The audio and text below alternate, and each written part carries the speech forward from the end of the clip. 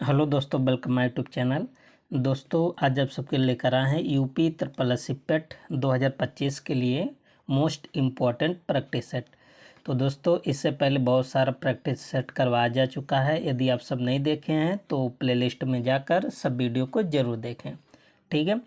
तो दोस्तों, सेशन को शुरू करने से पहले आज आप सब जानते हैं आज 15 अगस्त है। आज के दिन अपना देश आज़ाद हुआ था, ठीक है। तो 15 अगस्त की आप सबको ढेर सारी शुभकामनाएं। आप सब मेहनत से पढ़ें, ठीक है।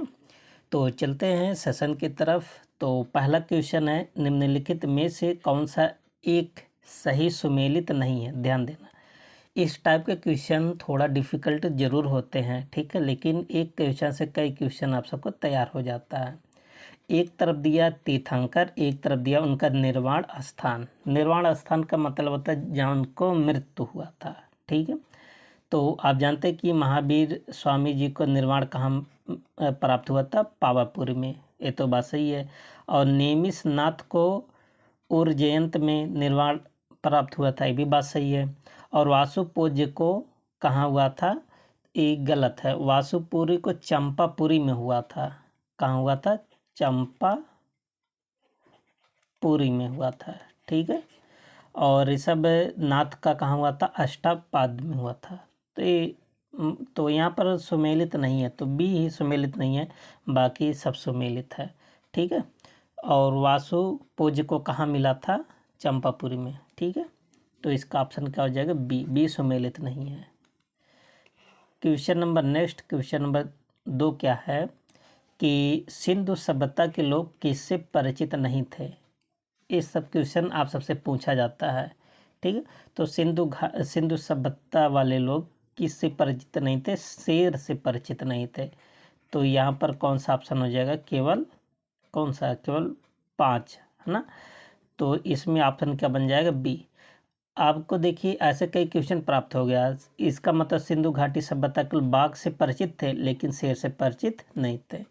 अश्व मतलब घोड़ा से परिचित थे। हाथी मतलब बाघ हो गया, घोड़ा हो गया, हाथी हो गया। अज मीन्स क्या था? बकरी। बकरी से परिचित थे, ठीक है। तो इसका ऑप्शन बी हो जाएगा। जैसे और अगर जानवर की बात करें, बैल, भेड़, बकरी, सूअर, ये सबसे परिचित थे। और इन सबको क्या मतलब पालते भी थे, पालतू जानवर भी बनाए थे इन सबको, ठीक है। और आपको बता दें कि जो सिंधु सभ्यता में जो मोहरें प्राप्त हुई थी, मोहर है ना, जैसे छपाई का काम होता था, जो मोहरें प्राप्त होती थी वो हाथी, गैंडा, भैंसा, बाघ, हिरण और एक सींग वाले जो गैंडे हैं कि पशुओं से भी अंकित मिलते हैं। इन सब जो पशु हम बताए हैं, ये सब मोहरों पर इनका अंकन मिलता है, ठीक है। और एक स्थान आप सब याद कर लीजिए, सुरकोडता। सुरकोडता स्थल से क्या मिला है? घोड़े को अस्थियां का सच मिला है। ये पूछा जाता, कई बार पूछा गया है। और सिंधु सभ्यता में शेर की कोई जानकारी नहीं मिलता है, ठीक है। तो आशा करते हैं सब आप सबको समझ में आया होगा। क्वेश्चन नंबर 3 कह रहा कि समुद्रगुप्त के समय कांची का राजा कौन था? ध्यान देना, समुद्रगुप्त का टाइम की बात कर रहा है। तो इसके समय में विष्णुगुप्त कांची का राजा था। किसके समय में? समुद्रगुप्त के समय में, ठीक है।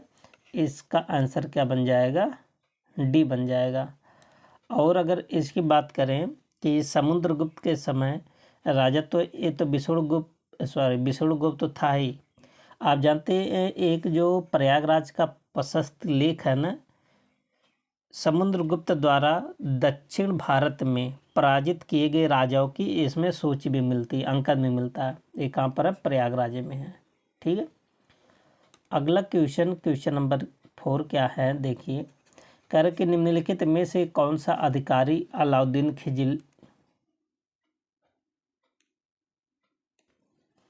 अलाउद्दीन खिलजी के बाजार नियंत्रण से संबंधित नहीं था?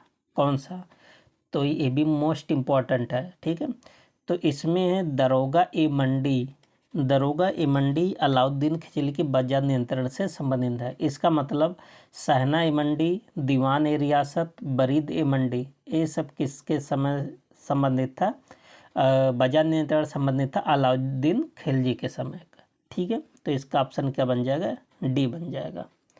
अगर बात करें अलाउद्दीन जो खिलजी था अपने बाजार नियंत्रण प्रणाली के लिए कुशल, मतलब अपने बाजार नियंत्रण प्रणाली के लिए जाना जाता था और इसके लिए कुशल कर्मचारी भी रखा था। ठीक है, ये जो शाह मंडी है ना, इसका कार्य होता व्यापारियों पर नियंत्रण रखना। शाह मंडी का काम क्या होता था, जो व्यापारी लोग होते थे उस पर नियंत्रण रखना। ठीक है, और जो दीवान रियासत है ना, इसको क्या बोला जाता था, वाणिज्य मंत्री। ठीक है, दीवान रियासत को। तो फिलहाल इसका आंसर क्या बन जाएगा, ऑप्शन डी बन जाएगा। क्वेश्चन नंबर 5 कह रहा कि 1857 की क्रांति के समय ब्रिटिश प्रधानमंत्री कौन था। जब 1857 की क्रांति हुआ था, इनके जो नायक माने जाते मंगल देव। ठीक है, तो जब एक क्रांति हुई थी, पूछा इसके समय जो ब्रिटिश है, ब्रिटिश का प्रधानमंत्री कौन था, तो आप बताएंगे पामस्टन। ऑप्शन क्या बन जाएगा, बी बन जाएगा। ठीक है, और जो चर्चिल था, विंस्टन चर्चिल जिसे बोलते हैं, ये द्वितीय विश्व युद्ध के समय प्रधान का मंत्री था। ठीक है, चर्चिल। और क्लेमेंट एटली जो था, भारत के स्वतंत्रता के समय ब्रिटेन का प्रधानमंत्री था क्लेमेंट एटली, और एक इस पार्टी से था, लेबर पार्टी से प्रधानमंत्री बना था। ठीक है, ध्यान देना। पामस्टन का प्रधानमंत्री था 1857 की क्रांति के समय। चर्चिल का प्रधानमंत्री था ब्रिटेन का जब द्वितीय विश्व युद्ध हुआ था। और क्लेमेंट एटली भारत की स्वतंत्रता के समय। ठीक है, आप जानते हैं भारत की स्वतंत्रता के समय प्रधानमंत्री कौन, क्लेमेंट एटली। ये सब पूछा जाता है। क्वेश्चन नंबर 6 क्या है, कह रहा है कि निम्नलिखित में से किस जेल में राजेंद्र लाहिड़ी को फांसी दी गई थी। तो आप जानते हैं कि राजेंद्र लाहिड़ी जी को फांसी कब कहाँ दिया गया था, गोंडा जेल में। ठीक है, अगर पूछे कब दिया गया था तो आप बताएंगे 17 दिसंबर 1927 को। कब दिया गया, 17 दिसंबर 1927 को। और ये सब आप जानते हैं जो काकोरी ट्रेन घटना था, जिसको वर्तमान में योगी जी ने इसका नाम क्या रख दिया, काकोरी ट्रेन एक्शन। ठीक है, इसमें कई लोग शामिल थे, तो इनमें से राजेंद्र लाहिड़ी भी एक थे जिनको गोंडा जेल में फांसी दिया गया। अब लखनऊ जेल में किसको फांसी मिला था, राम प्रसाद बिस्मिल जी को। ये सब काकोरी ट्रेन घटना से संबंधित है। ठीक है, राम प्रसाद बिस्मिल भी। और रोशन सिंह को कहाँ पर फांसी दिया गया था, इलाहाबाद के नैनी जेल में रोशन सिंह को। और फैजाबाद में किसको फांसी दिया गया, अशफाक उल्ला खान को। ठीक है, तो कभी कभी ये चारों दे देता और उसका एक तरफ दे देता जेल, उसको मिलाने वाला रहता है कि किस जेल में किसको फांसी दिया गया। क्वेश्चन नंबर 7 कह रहा कि भारत में साइमन कमीशन का बहिष्कार किया गया, क्यों। तो भारत में क्यों साइमन कमीशन का बहिष्कार किया गया, क्योंकि इसके सभी सदस्य क्या थे, गोरे अंग्रेज थे। गोरे अंग्रेज का मतलब साइमन कमीशन में कुल 7 लोग थे और सातों क्या थे, अंग्रेज थे, इसीलिए इसे व्हाइट कमीशन भी कहा जाता है। ठीक है, और 8 नवंबर 1927 को साइमन कमीशन का गठन किया गया और फरवरी 27 में गठन किया गया और फरवरी 1928 में भारत आया था। ठीक है, तो क्वेश्चन नंबर 7 का क्या बन जाएगा, बी ऑप्शन। क्वेश्चन नंबर 8 निम्नलिखित में से किस एक ने सुभाष चंद्र बोस को देश नायक कहा। ध्यान देना, सुभाष चंद्र बोस जी को देश नायक की उपाधि किसने दिया, रविंद्रनाथ टैगोर ने। देख लेते हैं, तो अगर आप ऑप्शन देखेंगे तो क्वेश्चन नंबर 8 का कौन सा ऑप्शन बन जाएगा, सी, रविंद्रनाथ टैगोर ने देश नायक की उपाधि दी है किसको, सुभाष चंद्र बोस जी को। क्वेश्चन नंबर 9 भारतीय राष्ट्रीय कांग्रेस का अंतिम अधिवेशन जिसमें बाल गंगाधर तिलक ने भाग लिया था वह था। क्यों अंतिम अधिवेशन की बात कर रहे हैं, क्योंकि 1920 में बाल गंगाधर तिलक साहब की क्या हो गया था, मृत्यु हो गया था। तो इससे पहले किस अधिवेशन में भाग लिए थे, तो आप बताएंगे अमृतसर अधिवेशन 1919 में। ठीक है, तो बाल गंगाधर तिलक जी ने 1919 का जो अमृतसर अधिवेशन था इसमें भाग लिए थे। इसके बाद भारतीय राष्ट्रीय कांग्रेस के किसी भी अधिवेशन में भाग नहीं लिए, क्यों, क्योंकि 1920 में इनकी मृत्यु हो गई थी। ठीक है। और जो कोलकाता अधिवेशन 1917 है, इसकी अध्यक्षता कौन की थी? एनी बेसेंट की थी, जो कि पहली महिला थी। ध्यान देना, पहली भारतीय महिला 1925 वाले हो, जो कानपुर की अध्यक्षता किए थे। ठीक है, लेकिन पहली महिला की बात करें तो एनी बेसेंट, और किसकी अध्यक्षता किए थे? 1917 का कोलकाता अधिवेशन। क्वेश्चन नंबर 10 कह रहा कि अंग्रेजों के विरुद्ध खान अब्दुल गफ्फार खान द्वारा प्रारंभ किए गए आंदोलन का क्या नाम था?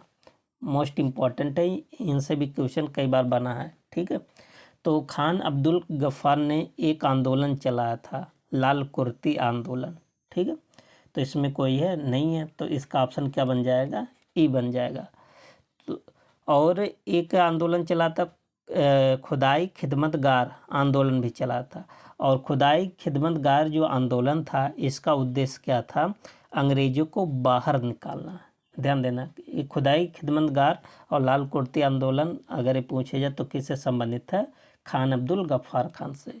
और खुदाई खिदमतगार आंदोलन के अगर उद्देश्य पूछे कि किस मकसद से चला गया, तो आप बताएंगे अंग्रेजों को देश से बाहर निकालने के लिए चलाया गया था। क्वेश्चन नंबर 11 निम्नलिखित में से भारत के किस राज्य की सीमा म्यांमार से उभयनिष्ठ नहीं है? इसका मतलब भारत का कौन सा राज्य है जो म्यांमार से सीमा नहीं बनाता? तो कौन सा राज्य है? असम राज्य है। ठीक है, आप अगर मैप में देखेंगे तो असम की सीमा म्यांमार से नहीं लगती। ठीक, और म्यांमार से किसकी किसकी सीमा लगती है? नागालैंड की सीमा लगती है। ठीक है, मिजोरम की सीमा लगती है, अरुणाचल प्रदेश की सीमा लगती है, मणिपुर। ठीक है, तो अरुणाचल प्रदेश, नागालैंड, मणिपुर, मिजोरम, 4 राज्यों की सीमा किसके साथ शेयर होता है? म्यांमार के साथ। अगर सबसे ज़्यादा सीमा की बात करें कि म्यांमार के साथ सबसे ज़्यादा सीमा कौन बनाता है, तो अरुणाचल प्रदेश बनाता है। कितना किलोमीटर तक बनाता है? लगभग 520 किलोमीटर तक अरुणाचल प्रदेश असम के साथ म्यांमार के साथ सीमा बनाता है। अगर सबसे कम सीमा की बात करें कि म्यांमार के साथ सबसे कम सीमा कौन बनाता है, तो आप बताएंगे नागालैंड बताएंगे। ठीक है, और लगभग कितना है? 215 किलोमीटर की सीमा बनाता है म्यांमार के साथ। और मिजोरम के बारे में ये आप सब याद कर लीजिए, पूछा जा सकता है आपसे, पूर्ण साक्षर राज्य कौन सा बन गया है? मिजोरम। ठीक है, आगे है तो इसका आंसर क्या हो जाएगा? असम हो जाएगा। ठीक है, क्वेश्चन नंबर 12 क्या है कि वनस्पति जलवायु का ही सूचक है। ये कथन संबंधित है, मतलब वनस्पति जलवायु का इंडिकेटर है, सूचक है। ये स्टेटमेंट किसने दिया? थॉर्नवेट ने दिया था। ठीक है, तो इसका ऑप्शन क्या बन जाएगा? ए। क्वेश्चन नंबर 13 निम्न में से कौन देशांतर प्रधान यामोत्तर के साथ ग्लोब पर बृहत वृत्त का निर्माण करता है? ये भूगोल का बहुत इंपॉर्टेंट क्वेश्चन है। ठीक है, तो 180 डिग्री देशांतर। ठीक है, और आप जानते हैं 0 डिग्री देशांतर को क्या बोला जाता है? तो 0 डिग्री देशांतर को प्रथम यामोत्तर भी कहते हैं इसको। ठीक, और क्या है? क्वेश्चन नंबर 14 फूलों की घाटी अवस्थित है। तो आप जानते हैं फूलों की घाटी कहाँ स्थित है? उत्तराखंड में। तो इसका ऑप्शन क्या बन जाएगा? सी बन जाएगा। क्वेश्चन नंबर 15 कुमायूं हिमालय निम्नलिखित में से किन नदियों के बीच में स्थित है? तो 3-4 हिमालय हैं। ठीक है, उसको हम बता देते हैं आप सबको। ठीक है, किस किस नदी के बीच में कौन सा हिमालय? आप जानते हैं जो हिमालय है ना, हिमालय को 4 प्रमुख प्रादेशिक भागों में बांटा गया। और 4 प्रमुख प्रादेशिक भाग कौन सा है? जैसे पंजाब हिमालय हो गया, कुमायूं हिमालय, नेपाल हिमालय, असम हिमालय। ठीक है, तो 4 हिमालय हैं, यहाँ से क्वेश्चन बनता है। अगर हम बात करें सिंधु और सतलज, तो सिंधु और सतलज के बीच कौन सा हिमालय बसा है? पंजाब हिमालय। ठीक है, और लेकिन आपसे पूछा कुमायूं हिमालय। ठीक है, तो काली और तीस्ता के बीच में कौन सा हिमालय स्थित है? नेपाल हिमालय। तो यहाँ नेपाल हिमालय हो जाएगा। सतलज और काली नदी, सतलज और काली नदी के कौन सा हिमालय स्थित है? कुमायूं हिमालय। तो ये आपका ऑप्शन हो जाएगा। और तीस्ता और ब्रह्मपुत्र के बीच कौन सा हिमालय स्थित है? असम हिमालय। ठीक है, तो आप सबसे पूछा था कुमायूं हिमालय। तो कुमायूं हिमालय किन नदियों के बीच में स्थित है? सतलज और काली। तो ऑप्शन क्या बन जाएगा? सी बन जाएगा। यदि आपसे पंजाब हिमालय की बात करेगा तो आप बताएंगे सिंध और सतलज। नेपाल हिमालय काली और तीस्ता। असम हिमालय तीस्ता और ब्रह्मपुत्र नदी। ठीक है, तो अगला क्वेश्चन क्या है? क्वेश्चन नंबर 16 कह रहा कि निम्नलिखित में से किस व्यक्ति ने मूल अधिकारों को हमारे लोगों के लिए एक प्रतिज्ञा तथा सभ्य विश्व के साथ किया गया समझौता का स्टेटमेंट किसने दिया? याद कर लीजिए स्टेटमेंट। ठीक है, तो किसने दिया? डॉक्टर एस राधाकृष्णन ने ये स्टेटमेंट दिए थे। ठीक है, क्वेश्चन नंबर 17। भारतीय संविधान का कौन सा भाग अंतर्राष्ट्रीय शांति और सुरक्षा के प्रति राज्य के उत्तरदायित्व का उल्लेख करता है? तो ये किस में आता है? राज्य के नीति निर्देशक तत्व में आता है। अगर इसकी हम बात करें तो राज्य के नीति निर्देशक तत्व किस भाग में आता है? भाग नंबर 4 में है। ठीक है, और आर्टिकल की बात करें तो आर्टिकल कहाँ से? 36 से 51 तक। और जो अंतर्राष्ट्रीय शांति की बात किया है ना, एक इस आर्टिकल में आता है, आर्टिकल नंबर 51 में आता है। ठीक है, तो इसका आंसर क्या बन जाएगा? ऑप्शन सी बन जाएगा। क्वेश्चन नंबर 18 भारतीय संघात्मक व्यवस्था में तृतीय तल कब जोड़ा गया? ध्यान देना, तृतीय तल की बात कर रहा है। तो तृतीय तल कब जोड़ा गया? 1992 में। ठीक है, तो आप जानते हैं कि जो पंचायत है, ठीक है, पंचायत को किस संविधान संशोधन द्वारा इसको संवैधानिक मान्यता दिया गया? 73वां संविधान संशोधन द्वारा 1992 में आया था। ठीक है, और 24 अप्रैल 1993 से लागू हुआ था। कब से लागू हुआ था? 1993 से। और कौन सा भाग 73वां संविधान संशोधन द्वारा जोड़ा गया? 9, भाग नंबर 9 में। ठीक है, इसके लिए कौन सी अनुसूची बनाई गई थी? अनुसूची नंबर 11। और अनुसूची नंबर 11 में पंचायतों को कुल कितने विषय दिए गए? 29 विषय। और नगर पालिका के लिए कौन सा संशोधन आया था? 74वां संशोधन, जो जून 1993 से लागू हुआ था, 1 जून। ठीक है, और इसके लिए कौन सी अनुसूची जोड़ी गई थी? 12वीं अनुसूची, और भाग 9A जोड़ा गया। और 12वीं अनुसूची में कुल कितना विषय दिया गया है नगर पालिका को काम करने के लिए? 18 विषय।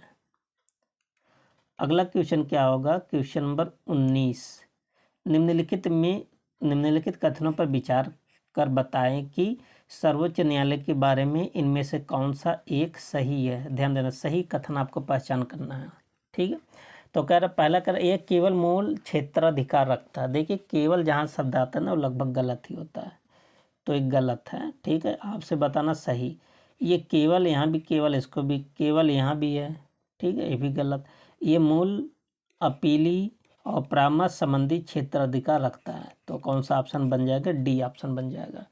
और अगर हम बात करें आर्टिकल 131 की, इसमें क्या बताया गया है कि सुप्रीम कोर्ट को आरंभिक अपील और अधिकारिता प्रदान करता है।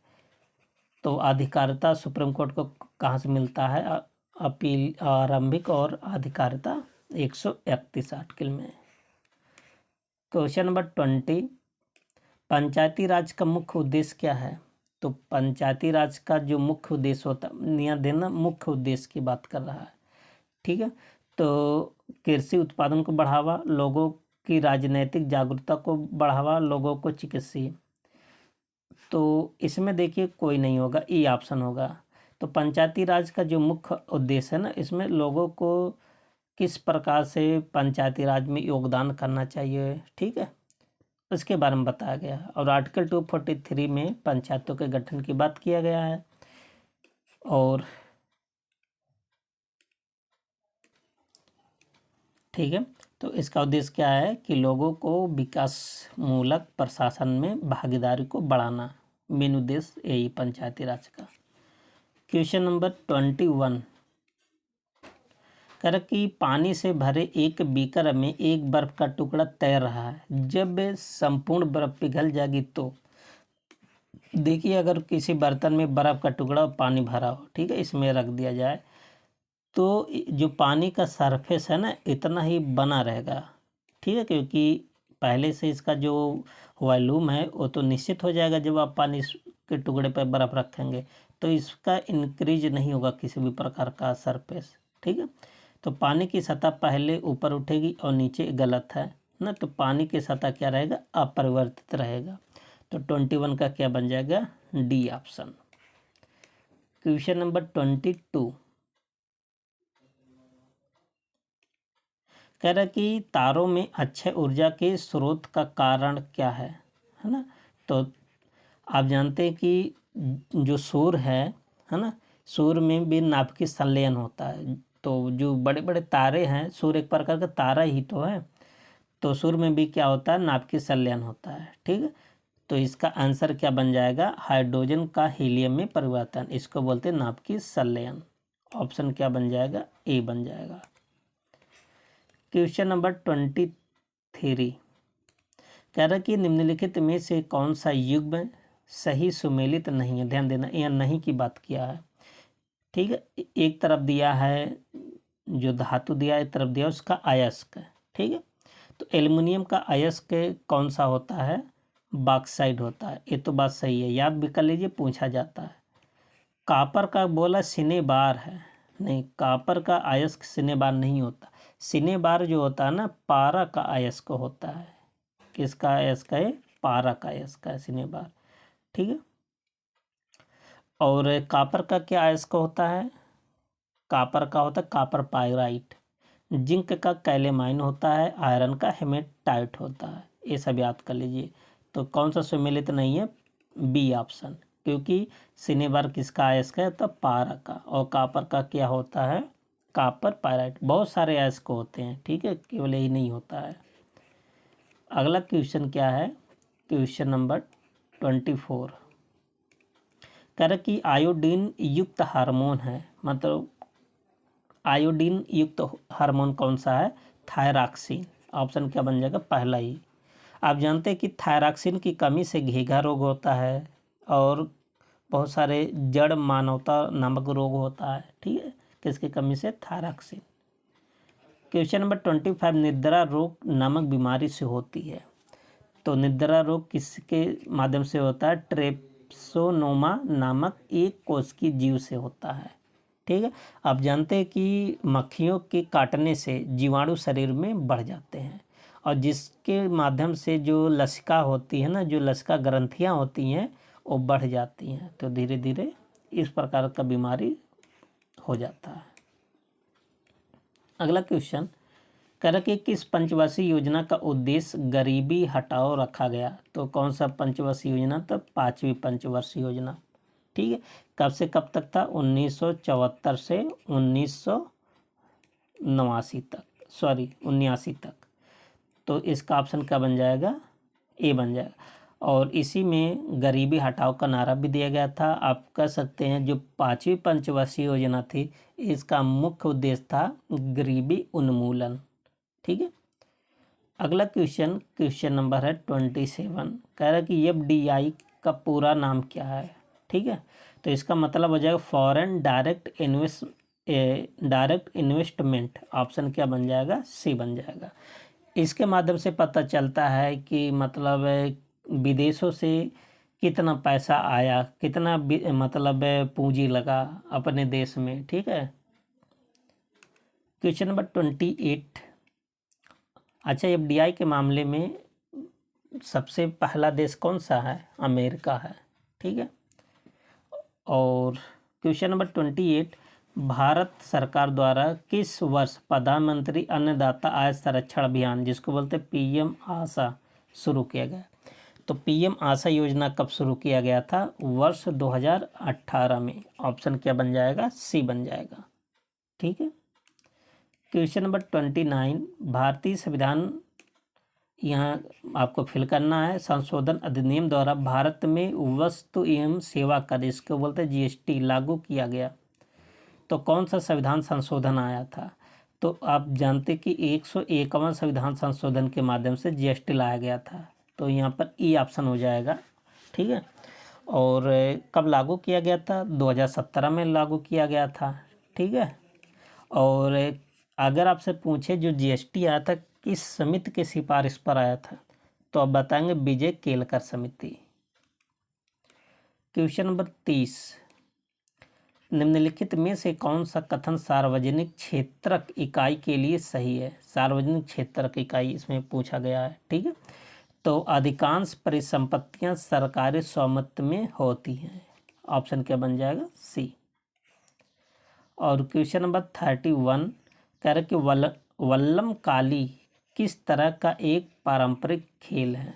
तो वल्लम काली कैसा खेल है? ये नौकायान खेल है। और कहाँ पर होता है, किस नदी में होता है? एक नाम आप सुनेंगे वेम्बनाड नदी, बहुत बार ये चर्चा में रहता है, वेम्बनाड।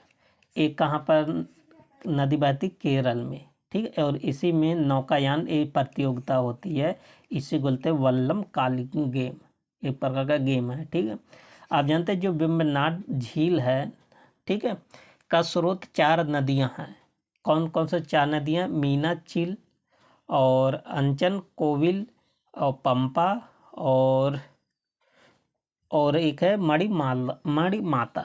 ये 4 नदियों के माध्यम से इसमें पानी मिलता है। नेक्स्ट क्वेश्चन नंबर 32 कह कि प्रवासी भारतीय दिवस कब मनाया जाता है? आप जानते हैं 9 जनवरी 1915 को महात्मा गांधी जी दक्षिण अफ्रीका से भारत आए थे। ठीक है। और इसी के उपलक्ष्य में क्या माना जाता है? प्रवासी दिवस। तो आप जानते हैं कि जो प्रवासी दिवस था 2003 से मनाया जाता है। ठीक है। 2003 से प्रतिवर्ष मतलब हर साल मनाया जाता था, लेकिन 2015 से इसको, कब से? 2015 से इसको 2 वर्ष में एक बार मनाया जाने लगा। ठीक है। 2003 से जब शुरू हुआ था तो हर साल मनाया जाता था, लेकिन जब मोदी जी सरकार में आए तब इसको 2 साल में एक बार मनाया जाने लगा, प्रति 2 वर्ष हो गया। ठीक है। अगला क्या है? नेक्स्ट क्वेश्चन नंबर 33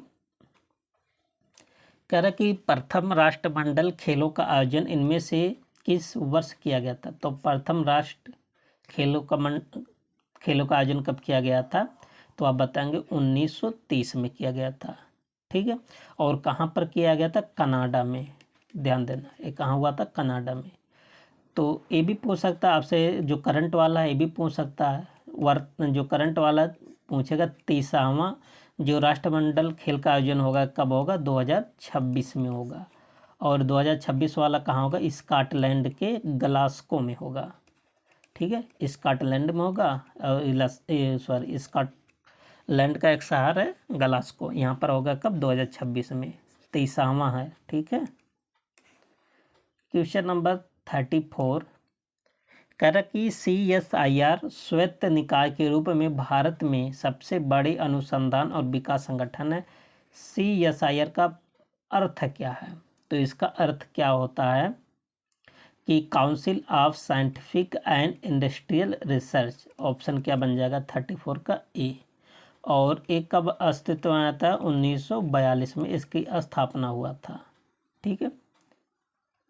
अगला क्वेश्चन नंबर है 35 लोकसभा के अध्यक्ष और उपाध्यक्ष की अनुपस्थिति में संसद के दोनों सदनों की संयुक्त बैठक की अध्यक्षता कौन करता है? ध्यान रहे, अगर मतलब संसद के दोनों सदन मतलब लोकसभा राज्यसभा के, संसद लोकसभा के अध्यक्ष और उपाध्यक्ष, सॉरी राज्यसभा के नहीं, अगर लोकसभा की बात करें अध्यक्ष भी ना रहे और उपाध्यक्ष भी ना रहे, तब दोनों सदनों के संयुक्त बैठक की अध्यक्षता कौन करेगा? वैसे रहने पर तो लोकसभा अध्यक्ष करता है, दोनों सदनों की जो संयुक्त बैठक बुलाता तो राष्ट्रपति है, लेकिन अध्यक्षता लोकसभा अध्यक्ष करता है।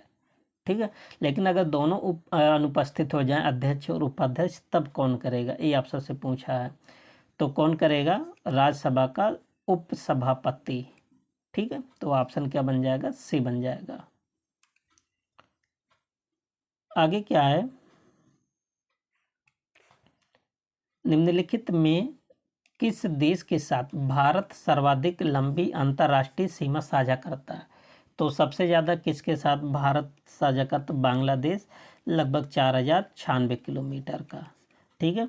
और भारत और चीन के बीच भारत और चीन के बीच सीमा कितना है? 3488 किलोमीटर। ठीक है। और भारत और पाकिस्तान के बीच सीमा कितना है? 3323 किलोमीटर भारत और पाकिस्तान। और भारत और नेपाल के बीच सीमा कितना है? 1751 किलोमीटर। और सबसे ज़्यादा तो बांग्लादेश के साथ है। सबसे कम अगर पूछे तो भारत और अफगानिस्तान के बीच सीमा कितना साझा होता है? 106 किलोमीटर। सबसे कम तो अफगानिस्तान और सबसे ज़्यादा तो बांग्लादेश के साथ। और सबकी सीमा हम आप सबको लिखा दिए, आप सब एक दो बार देखिएगा, आप सबको याद हो जाएगा। ठीक है। तो 36 का कौन सा ऑप्शन होगा? बी ऑप्शन हो जाएगा। अगला क्वेश्चन नंबर 37 कह रहा कि आयरलैंड की राजधानी क्या है? तो आयरलैंड की राजधानी कहाँ पर है? डबलिन में है। ऑप्शन क्या बन जाएगा? डी बन जाएगा। ठीक है। और ओटावा किसकी राजधानी? कनाडा देश की राजधानी क्या है? ओटावा। ब्रुसेल्स किसकी राजधानी है? बेल्जियम। ठीक है। और हेलेंस्की किसकी राजधानी है? फिनलैंड। तो फिनलैंड की राजधानी कहाँ है? हेलेंस्की। ठीक है। क्वेश्चन नंबर 38, निम्नलिखित में से किस राज्य के राज्य विधानमंडल में 2 सदन हैं? आप जानते हैं कि पूरे भारत में 6 ऐसे राज्य हैं जहाँ 2 सदनी व्यवस्था है। ठीक है। और 38 का जो आंसर बन जाएगा, देखिए सबसे पहले आप सबको याद होना चाहिए, तभी इस टाइप का क्वेश्चन कर पाएंगे। कौन कौन से राज्य जहाँ पर दो सदनी है? 6 राज्य हैं। ठीक है। इनमें से अपना यूपी आता है, यूपी का पड़ोसी राज्य बिहार आता है। ठीक है। और महाराष्ट्र आता है, महाराष्ट्र के बाद कर्नाटक आता है। ठीक है। कर्नाटक के बाद आंध्र प्रदेश के बाद तेलंगाना। इस सब 6 ऐसे राज्य जहाँ पर विधानसभा विधान परिषद दोनों मौजूद है। तो इनमें से देखिए कोई राज्य नहीं दिया है, तो इस प्रकार आप ऑप्शन लगाएंगे ऑप्शन ई। ठीक है।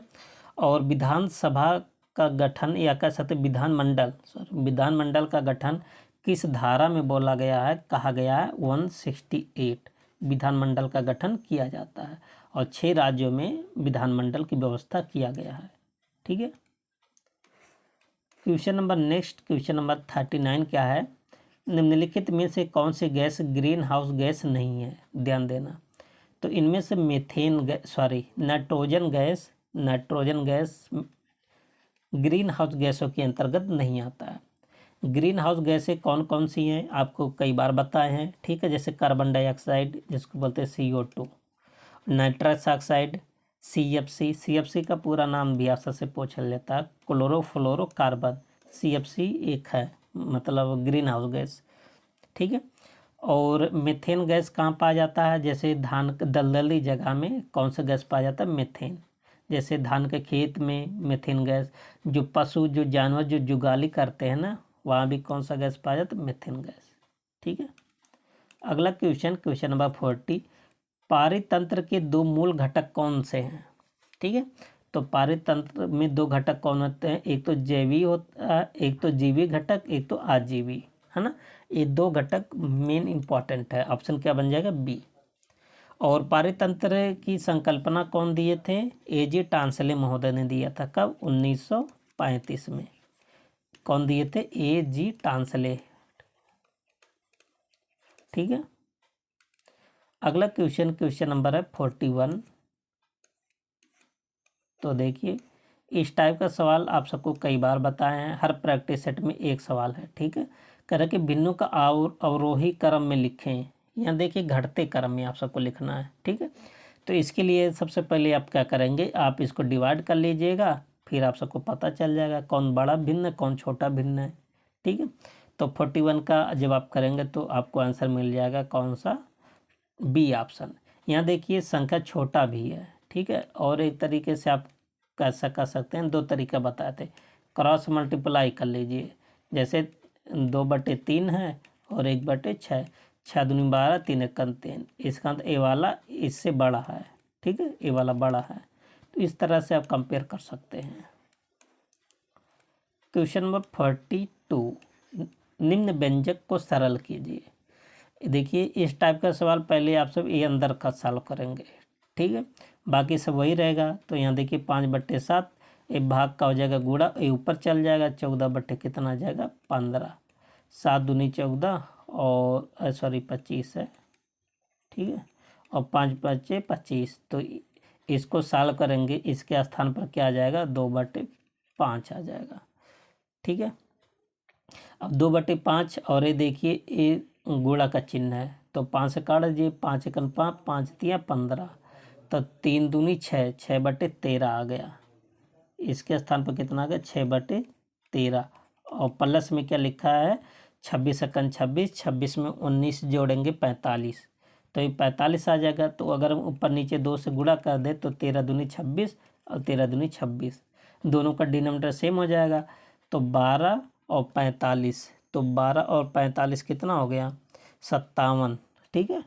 तो देखिए 6 दूनी 12, 12 13/6 गुणे 57/26, इसको सॉल्व कर लीजिए, 3 से कट जाएगा, 19 तिया 57 होता ना, तो 3 दूनी 6, एक कितनी मजक 19 बार, ठीक है, और 13 कन 13, 13 दूना 26, तो 19/4, 2 दूना 4, 19/4, 4 चौके 16, 16 3 19/4, तो 4 सही 3/4 आएगा। तो ऑप्शन कहाँ पर है 4 से 3/4, ऑप्शन नंबर कहाँ पर है बी पर है, ठीक है।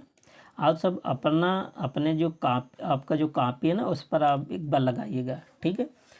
देखिए 11 सदस्यों की एक क्रिकेट टीम के कप्तान की आयु 35 वर्ष है, ध्यान देना कप्तान की कहा है, तथा विकेट कीपर की आयु कप्तान की आयु से 5 वर्ष अधिक है।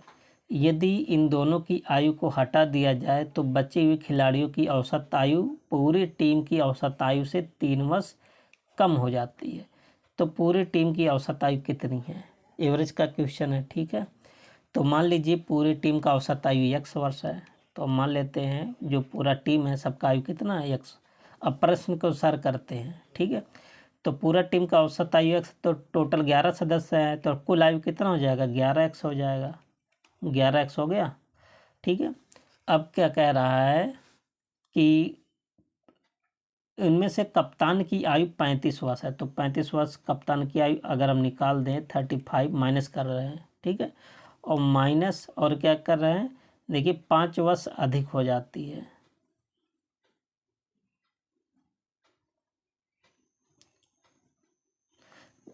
तथा विकेट कीपर की आयु कप्तान की आयु से 5 वर्ष अधिक है।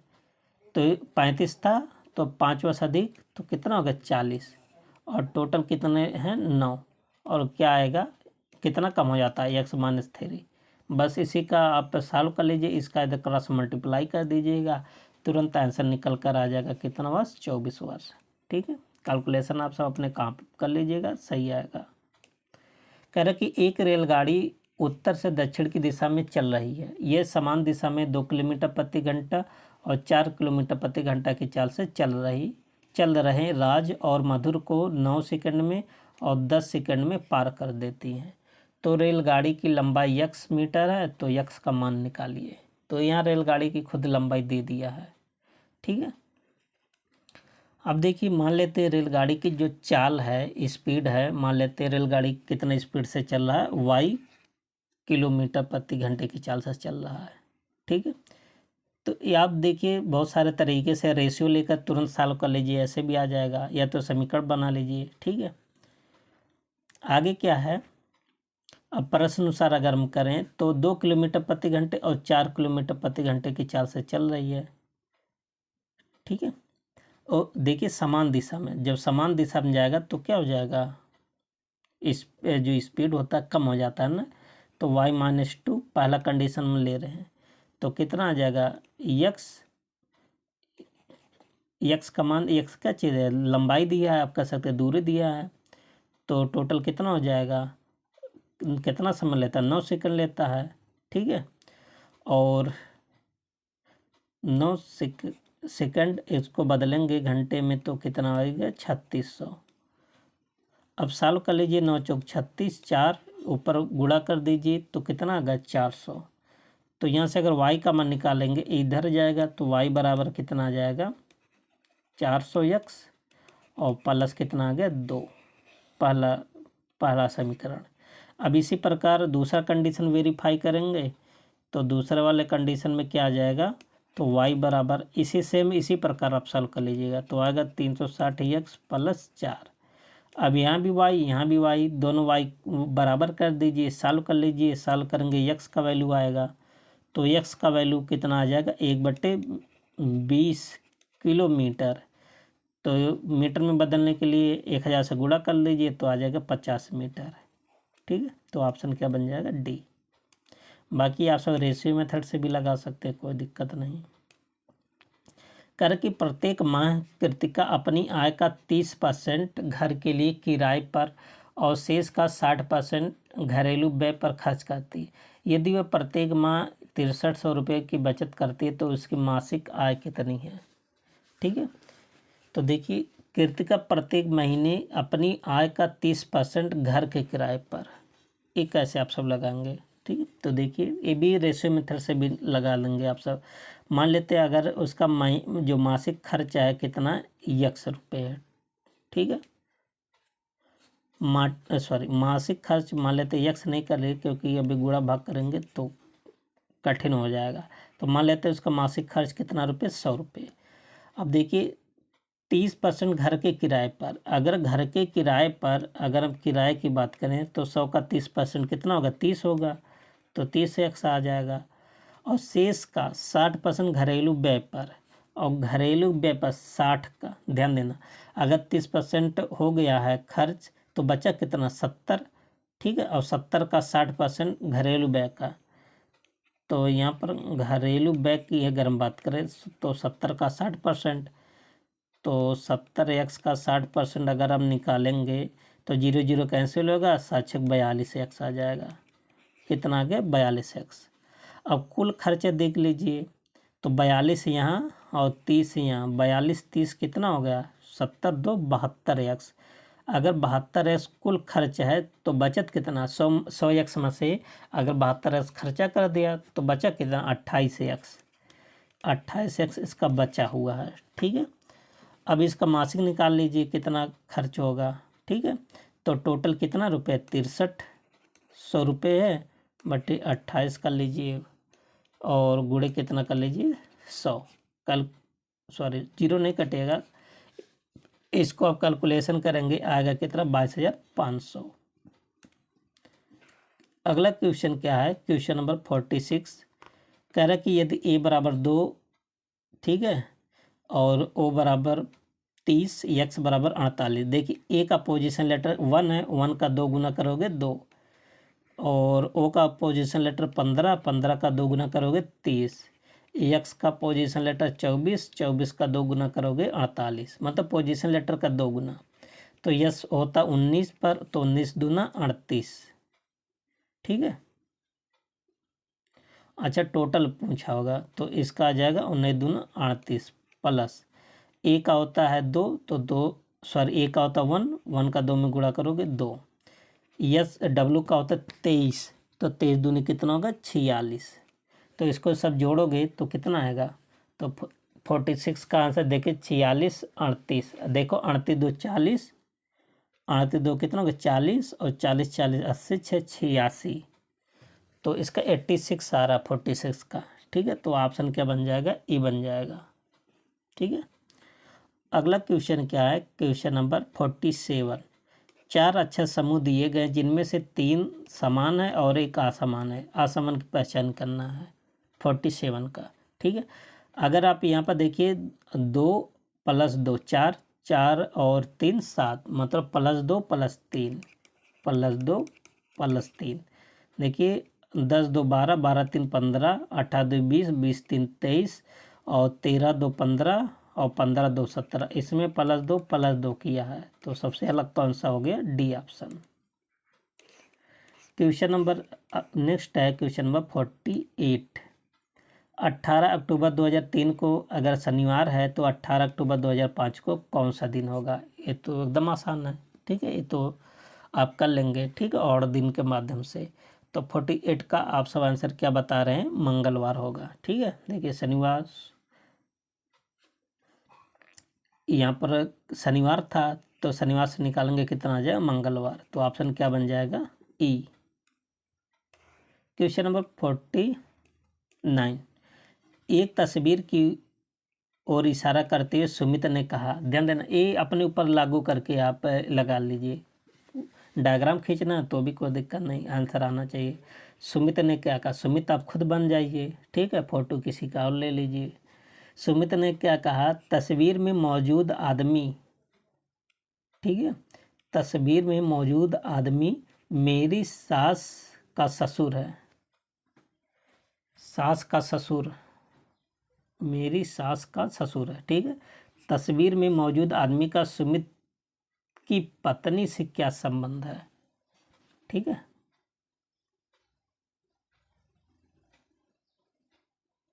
एक बार फिर से पढ़ते हैं, देखिए, तस्वीर की ओर इशारा करते हुए सुमित ने क्या कहा, सुमित ने कहा, तस्वीर में मौजूद आदमी मेरी सास का ससुर है। तस्वीर में मौजूद आदमी का सुमित की पत्नी से क्या संबंध होगा, तो सुमित की पत्नी का दादा होगा, ठीक है। ऑप्शन क्या बन जाएगा, डी बन जाएगा। और वन डायग्राम का क्वेश्चन है, ठीक है। तो देखते हैं, कह रहे कि सभी कविताएं कहानियां, सभी कविता क्या हो गया, कहानियां हो गया, स्टोरी हो गया। सभी लेख कविताएं हैं, सभी लेख कविता है ना। तो यहाँ हो जाएगा सभी लेख क्या हो गया, सभी लेख कविता हो गया, ठीक है। अब कह रहा कि सभी लेख कहानियां हैं, क्या सभी लेख कहानियां हैं, तो बिल्कुल बात सही है। तो पहला तो फॉलो कर रहा है, ठीक है। ये देखिए, निगेटिव स्टेटमेंट वैसे गलत हो गया, तो केवल एक फॉलो कर रहा है। ऑप्शन नंबर क्या हो जाएगा, सी 50 का। इसके बाद आप सब इंग्लिश, आप सब पैसेज को अच्छे से पढ़िएगा, ठीक है, और फिर आप सब आंसर दीजिएगा। इसमें से कुछ तो क्वेश्चन ग्रामर से रहता है, कुछ तो पैसेज से। Which of these method is not advocated in the Republic. तो 51 का आंसर आप सब क्या बता रहे हैं कि imparting similar education to all children. Option क्या बन जाएगा, ए बन जाएगा, ठीक। क्वेश्चन नंबर 52 कह रहा कि which of these statement is not true. कह रहा कि कौन सा सही नहीं है, ठीक है। तो इनमें से कौन सा सही नहीं है, आप सब जो आप पैसेज पढ़ेंगे, the republic was written around 360 AD, यही सही नहीं है, बाकी सब सही है, ठीक है। आप सब इसीलिए कहते हैं कि एकदम सावधानी से पढ़ें। कह रहा कि select the most appropriate one word for the expression given below. A person who can speak multiple language, मतलब ऐसा व्यक्ति जो बहुत सारी भाषा को बोल सकता है, तो उसको हम क्या बोलते हैं, उसको बोलते हैं पॉलीगॉट, मतलब बहुभाषी बोलते हैं, ठीक है। 54 क्या है, सेलेक्ट द मोस्ट अप्रोप्रिएट एंटोनियंस, है ना, और मेटल, इसका एंटोनियंस का होगा बिलोम, ठीक है। तो इसका क्या हो जाएगा, और कावर्डाइस होगा। ऑप्शन क्या बन जाएगा, ए बन जाएगा। बोथ सुशांत और रोहित आर हैंडसम, तो यहाँ पर क्या रहेगा, आर्टिकल भरना है, ठीक है। तो यहाँ रहेगा and, both Sushant and Rohit are handsome. 56 कह रहा कि नवड़ा का संधि विच्छेद क्या होगा, नौ प्लस उड़ा। तो 56 का इसमें कोई ऑप्शन ही नहीं दिया है, ठीक है, तो ई ऑप्शन बन जाएगा। और इसमें कौन सा संधि है, गुड़ संधि, ठीक है। 57 क्या है, किस विकल्प में सही विलोम युग्म है, तो सही विलोम बताना है। तो देखिए, नूतन का पुरातन, ये सही है, तो यही सही हो गया। नूतन का क्या होता है, पुरातन होता है, ठीक है। और कर्कश का क्या होता है, मधुर होता है। खुराखु नहीं होता, कर्कश का क्या होता है, मधुर होता है, ठीक है। और निषिद्ध का तुच्छ नहीं होता, निषिद्ध का तो विहित है, ये भी गलत है। और जोड़ का मेल है, क्या बात सही है, नहीं, तुच्छ का महान होता है, ठीक है। ये जो तुच्छ लिखा ना, तुच्छ का क्या होता है, महान। 58 क्या है, निम्नलिखित में पुल्लिंग शब्द कौन सा है, पुल्लिंग बताना है। ठीक है, तो 58 में पुल्लिंग कौन सा, मज़ा आ रहा है। ठीक है, मज़ा आ रही है नहीं, मज़ा आ रहा है, ऐसे आप वाक्य प्रयोग करेंगे, निकल के आ जाएगा आंसर। 59 क्या है, किस वाक्यांश के लिए प्रयुक्त शब्द सार्थक नहीं है, तो कहाँ पर सार्थक नहीं है, तो 59 का कौन सा बन जाएगा, जो सब कुछ जानता हो उसे क्या बोलते हैं, बहुज्ञ बोलते हैं। ऑप्शन क्या बन जाएगा, डी बन जाएगा। ठीक है, नेक्स्ट क्वेश्चन, क्वेश्चन नंबर 60 कह रहा कि इनमें से कौन सा उपन्यास अमीर खुसरो के जीवन पर केंद्रित है। तो अमीर खुसरो के जीवन पर केंद्रित एक पुस्तक है आईना साज। आईना साज इसमें कहीं है ही नहीं, तो ऑप्शन क्या बन जाएगा, ई। एक पुस्तक है मानस का हंस, ये तुलसीदास जी के जीवन पर केंद्रित है। और अमीर खुसरो की रचनाएं पूछी जाती हैं। ठीक है, जैसे आशिका और नूहे सिपीहर, तुगलकनामा, ये सब किसकी पुस्तक है, खुसरो की। ठीक है, अब इसके बाद आप सब हिंदी देखेंगे, हिंदी का पैसेज छोटा है, आप सब पढ़ लीजिएगा। ठीक है, और सब क्वेश्चन सही बनाइएगा। स्वामी विवेकानंद का जीवन लक्ष्य क्या था। ठीक है, तो उनके जीवन का लक्ष्य क्या था, मानव निर्माण। ऑप्शन क्या बन जाएगा, बी।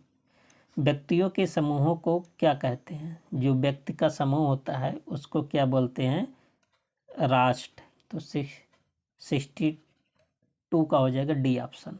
पैसेज पढ़ेंगे तो वहाँ से अपने हिसाब से आंसर ना दीजिएगा।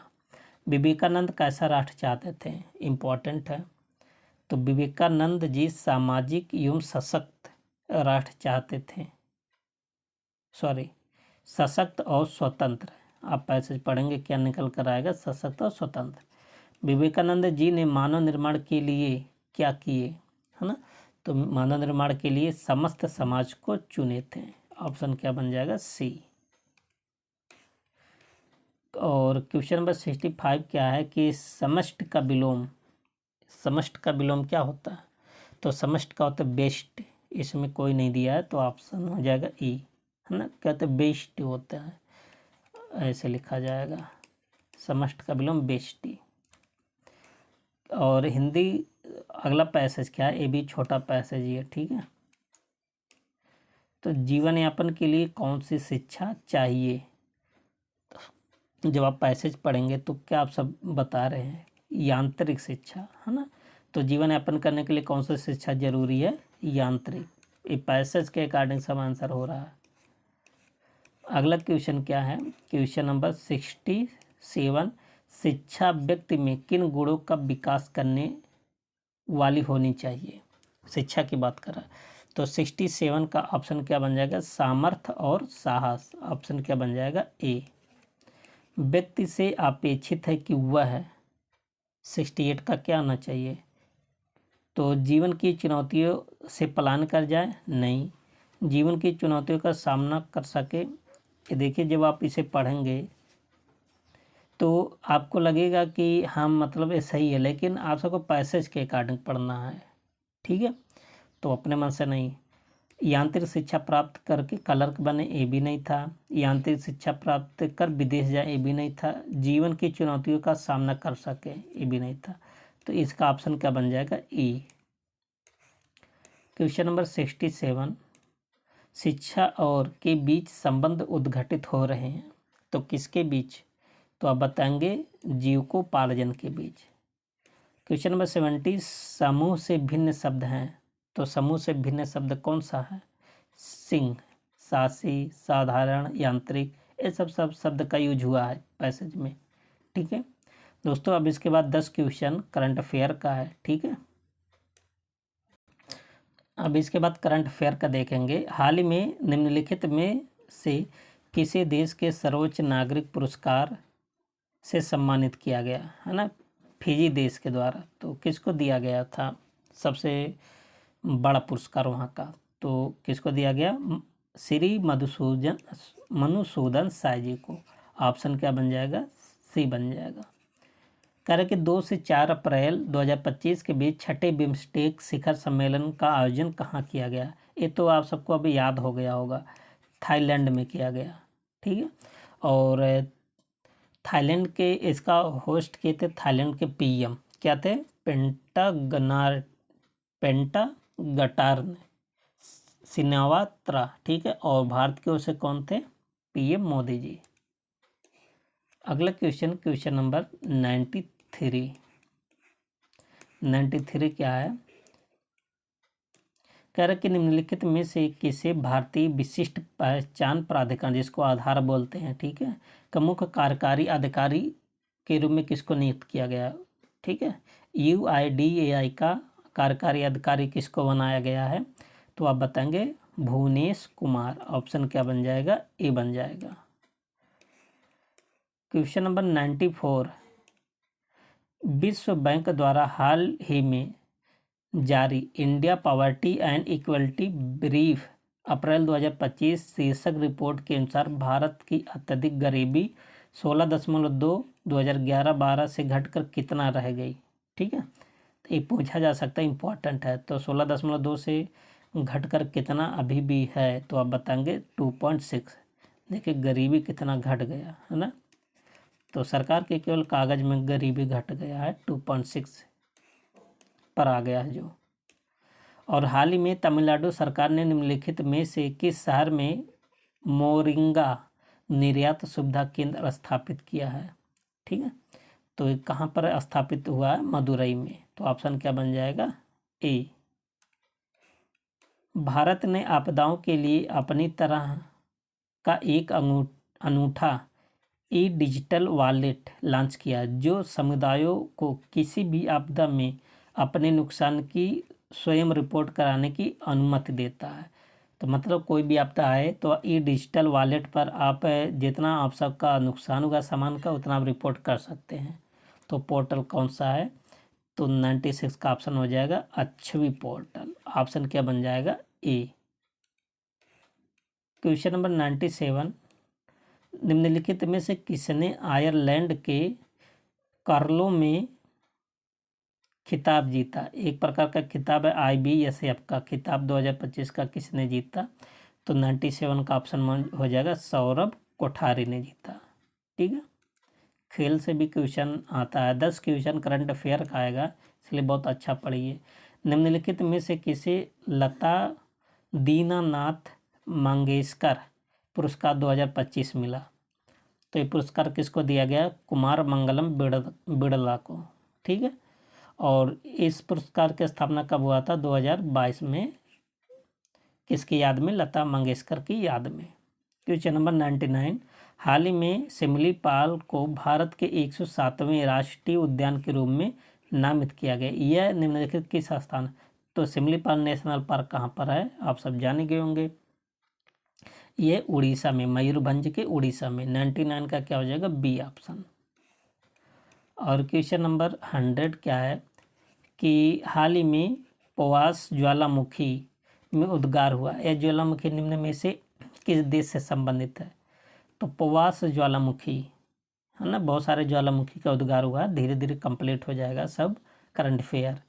तो इसका उद्गार कहाँ हुआ है, कोस्टा रिका में। आप जानते हैं कोस्टा रिका एक अमेरिकी देश है। ठीक है, इसकी राजधानी कौन है, सैन होसे है कोस्टा रिका की राजधानी। दोस्तों आप सबको ये प्रैक्टिस सेट कैसा लगा, आप सब अपनी राय को कमेंट बॉक्स में ज़रूर बताएं। ठीक है, और प्लेलिस्ट में बहुत सारा वीडियो है प्रैक्टिस सेट का, तो आप सब सॉल्व करके ज़रूर जाएं।